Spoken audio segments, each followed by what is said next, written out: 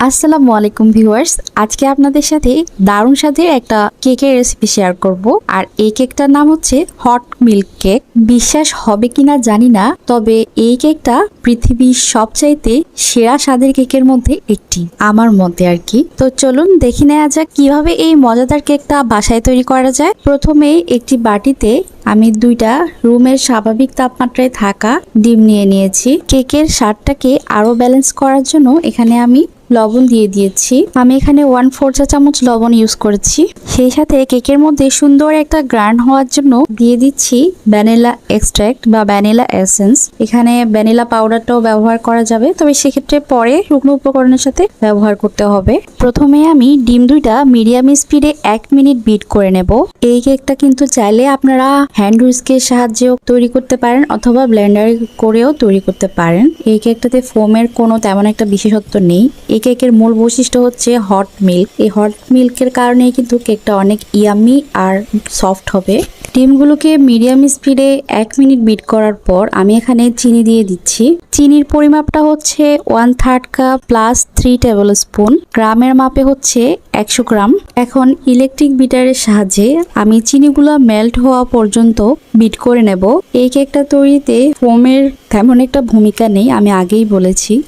5 minute bit করার পর বোলের উপরে যে চিনিগুলো উঠেছিল বিট করার কারণে সেই চিনিগুলো আমি নিচে নামিয়ে দিচ্ছি, যাতে সেই চিনিগুলো সমানভাবে গলে যায় ডিমের মধ্যে। প্রায় 7 থেকে 8 মিনিট আমি এই ডিমটা বিট করে নিয়েছি। আর দেখতেই পাচ্ছেন ডিমের যে মেরাংটা আছে ওটার কালার কিন্তু সাদাটে হয়ে গেছে। আর এই পর্যায়ে আমি চেক করেছি চিনিটাও কিন্তু খুব ভালোভাবে মেল্ট হয়ে গেছে। চিনিটা যদি ভালোভাবে মেল্ট না হয় তাহলে কেকটা ভেজা ভেজা হয়ে থাকে আর কেক বেক করার পর নিচে গুটি গুটি থেকে যায়, খেতে একদমই ভালো লাগে না, বাজে লাগে। এখানে আমি 1/4 কাপ তেল দিয়ে দিয়েছি। আর তেল দেওয়ার পর অনেক বেশি বিট করব না, আমি 30 সেকেন্ড বিট করে ইলেকট্রিক বিটারটা রেখে দিয়েছি। বাটির চারপাশে ডিমের যে মেরাংগুলো ছিল সেগুলো ক্লিন করে দিলাম স্প্যাচুলার সাহায্যে। এখন আমি এখানে 120 গ্রাম ময়দা নিয়ে নিয়েছি। আর কাপের মাপে মাপতে গেলে এখানে 1 কাপ পরিমাণ ময়দা আছে। ময়দাগুলো আমি চেলে চেলে দিচ্ছি 2 ধাপে। এই কেকটা তৈরিতে ফোমটা নষ্ট হয়ে গেলেও কোনো সমস্যা নেই, তারপরও আমি একই পাশ থেকে ঘুরিয়ে ঘুরিয়ে ব্যাটারটা তৈরি করছি।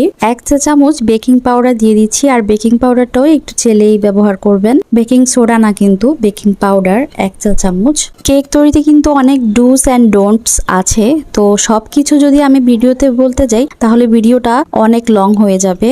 তাই আপনারা যখন কারো রেসিপি ফলো করবেন তখন চেষ্টা করবেন হুবহু সেই রেসিপিটাই ফলো করার, তাহলেই রেসিপিটা পারফেক্ট হবে। এই রেসিপির প্রধান উপকরণ হট মিল্ক কেকের মিল্কটা তৈরি করে নিচ্ছি। এখানে আমি 1/2 কাপ দুধ দিয়েছি, ফুল ক্রিম গুঁড়ো দুধ দিয়ে আমি দুধটা তৈরি করেছি।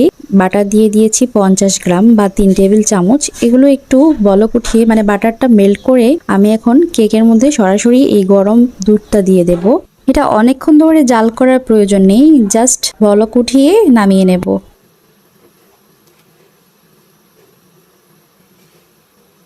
আমি আজকে কেকটা চুলায় বেক করব, তাই একটা বড় হাঁড়ি দিয়ে দিয়েছি চুলার মধ্যে। আর এটা প্রিহিট করে নিচ্ছি 5 মিনিট। ব্যাটারের মধ্যে এখন সরাসরি আমি গরম দুধটা চুলা থেকে নিয়ে এসে দিয়ে দিয়েছি। আর সাথে সাথে নেড়ে দিতে হবে, নয়তো সব দলা পেকে যাওয়ার চান্স থাকে, তাই ঘন ঘন নেড়ে নিতে হবে, যেহেতু আমরা বলক উঠা দুধটা এখানে সরাসরি দিয়েছি।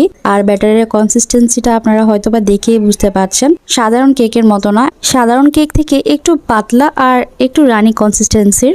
ব্যাটারটা আমার এখন রেডি। আমি এখন এটা সরাসরি মোল্ডে ঢেলে নিচ্ছি। আর মোল্ডটা আমি আগেই প্রিপেয়ার করে রেখেছিলাম, একটা বাটার পেপার বিছিয়ে নিচ্ছি এবং তাতে তেল ব্রাশ করে দিয়েছি। আর মোল্ডের সাইজ হচ্ছে লম্বায় 8 ইঞ্চি এবং চওড়ার মাঝে আছে 3 ইঞ্চি। বাটিটা স্প্যাচুলার সাহায্যে খুব ভালোভাবে ক্লিন করে মোল্ডে দিয়ে দেবেন, তাহলে আর এক পিলসও নষ্ট হবে না।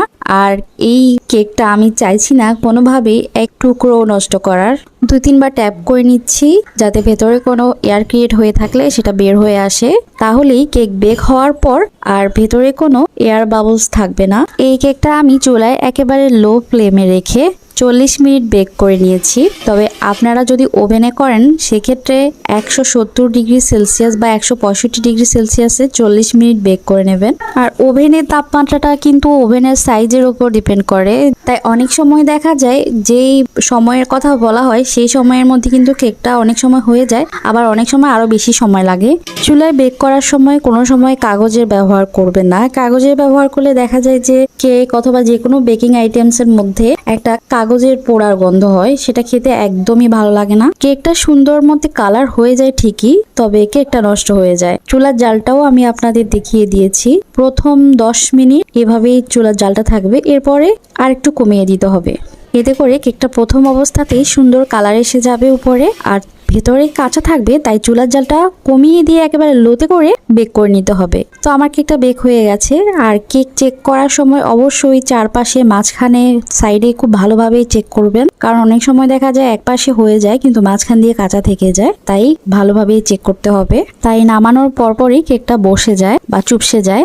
আর কেক বেক করার সময়, চুলায় বেক করার সময় বিশেষ করে উপরের পাশটা খুব ভালোভাবেই চেক করবেন, মানে হাত দিয়ে দেখবেন। ভেজা ভেজা থাকলে আরো সময় নিয়ে বেক করতে হবে। চুলার জালটা বাড়িয়ে 5 মিনিট বেক করে নেবেন, তাহলে আর ভেজা ভেজা ভাবটা চলে যাবে। বেক করার পর যখন ঠান্ডা হবে তখন আর উপরে ভেজা ভেজা থাকবে না। কেকটা গরম গরম অবস্থায় একটা ক্লিং ফিল্ম দিয়ে ঢেকে রাখবেন, যাতে করে এর ভেতরের ময়েশ্চারটা ভেতরেই থাকে আর কেকটা ঠান্ডা হওয়ার পরও সফট থাকে। আমি কেকটা এখন পুরোপুরি ঠান্ডা করে নিয়েছি, আর দেখতে পাচ্ছেন ময়েশ্চার কিন্তু ভেতরে লক হয়ে গেছে। আর কেকটা কিরকম সফট দেখাচ্ছে আপনারা হয়তো বা দেখেই বুঝতে পারছেন। এখন আমি কেকটা আপনাদের মোল্ড আউট করে দেখাচ্ছি। 5 মিনিট পেপারটা দিয়েছিলাম, সেই 5 মিনিট পেপারটা তুলে নিচ্ছি। দেখতে পাচ্ছেন মাশাআল্লাহ খুব সুন্দর কালার এসেছে নিচ থেকে। উপরে তেমন একটা কালার আসেনি, কারণ হচ্ছে আমি কেকটা ফুলে ওঠার পর আমি বারবার চেক করি কখন কেকটা হবে। তো আপনারা কিন্তু আমার মতো এই ভুলটা একদমই করবেন না। আমি খুবই উৎসাহিত থাকি কেকটা বেক করার সময় আর কি। কিরকম সফট আপনারা দেখেই বুঝতে পারছেন হয়তো বা। আপনারা যদি এই রেসিপিটা বাসায় তৈরি করেন অবশ্যই আমাকে কমেন্টে ফিডব্যাক জানাতে ভুলবেন না। আমি বাসায় সব সময় কেক তৈরি করি, যার কারণে আমার বাচ্চা কেক একদমই পছন্দ করে না, এখন খেতে খেতে বোর হয়ে গেছে। কিন্তু আজকে ভিন্নটা ঘটেছে। আজকে কেক তৈরি করার পর একটা টেস্ট করতে দিয়েছি, তো ও টেস্ট করে পরপর 2টা খেয়েছে, তার মানে ওর পছন্দ হয়েছে কেকটা। তো আপনাদের বাচ্চারাও যদি এরকমটা হয়ে থাকে তাহলে অবশ্যই এই কেকটা তৈরি করে খাওয়াবেন, ওরা কিন্তু খুবই পছন্দ করবে। শুধু বাচ্চা না, আপনারাও পছন্দ করবেন। আচ্ছা তাহলে এখানেই বিদায় নিচ্ছি, সবাই ভালো থাকুন, আল্লাহ হাফেজ।